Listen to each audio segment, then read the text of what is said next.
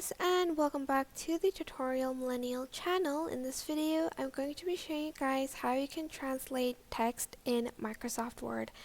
I do have to mention that not all languages are available, so this is how you can do it. Select a text you want to translate, go to Review and go to Translate and press Translate Selected Text. It'll show this pop-up. If you do choose to translate, it's going to be sent to a third-party translation service provider. So just press yes. And here, as you can see, you can translate it to, actually there's a lot of options. For instance, I'm just going to choose Indonesian.